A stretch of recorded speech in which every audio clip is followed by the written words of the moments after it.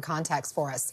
Joining us now is Democratic Congressman Subramanyam of Virginia, who sits on the Oversight and Ethics Committees. Congressman, thank you so much for being here. One of the Republican signatures on this discharge petition is Congresswoman Nancy Mace, who is now being critical of Democrats' handling of these new emails. Take a listen. I agree with the president that there is legitimacy in his argument where he says this is a witch hunt. Tell the stories of the Epstein victims, because I do believe this is a witch hunt with Trump. Look, this is a game that Democrats are playing. I think it's disingenuous to women, disingenuous to survivors, to everyone who has been through something like this. It is disingenuous. Congressman Mace has always been a Trump ally, of course, but she was aligned with Democrats on the Epstein files before this latest email dropped by your committee. What do you say to her criticism?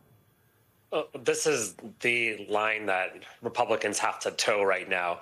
It's very inconvenient, but the fact is they have to both defend the president no matter what he's said and done and says and does, and then they also want to get to the bottom of the truth, supposedly, about the Epstein files, and sometimes those two things come into conflict, and they're coming into conflict right now because the president doesn't want to release the files, and either there's something embarrassing about him or something embarrassing about his friends in the files. Whatever it is, we're trying to figure out those motivations.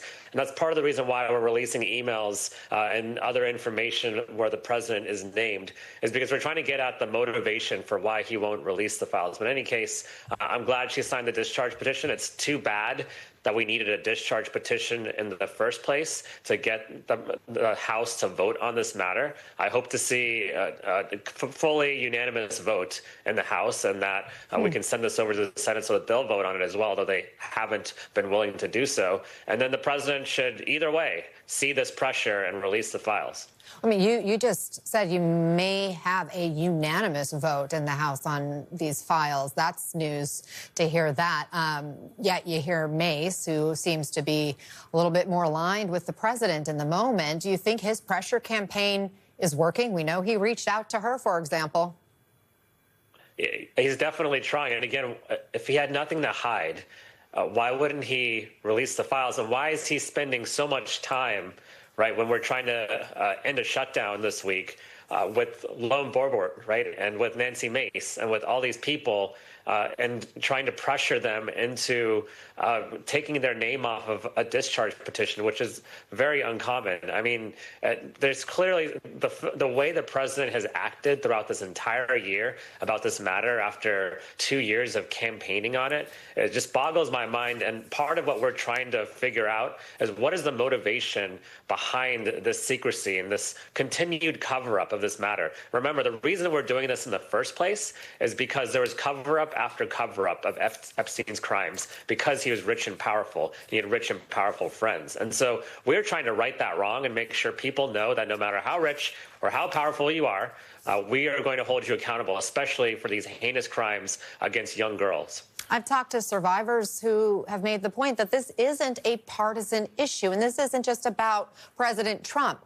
How do you make sure that this isn't just about President Trump and you keep that bipartisan push for transparency alive? It isn't a partisan issue. I will say that the Democrats on the Oversight Committee have been kind of dragging the Republicans with us throughout this entire process, because their constituents and their Republican constituents want answers and want the truth. But at the same time, they're trying to protect the president throughout this, because the president, as was mentioned before, was very much intertwined with Epstein's circles. And, he and Epstein were friends, right? He showed up in the birthday book. He showed up in these emails. He shows up over and over again and the evidence that we're finding. And so the Republicans we're working with, yes, they want to come with us, but they're almost reticent to kind of fully look under every stone and get to the truth, because they're worried that it'll make this president look bad. And they're seeing the way this president is acting, and they're seeing the same things as we are. And so they're concerned about moving forward with things. Congressman Subramanyam, thank you for your time. We appreciate it. We have some breaking news.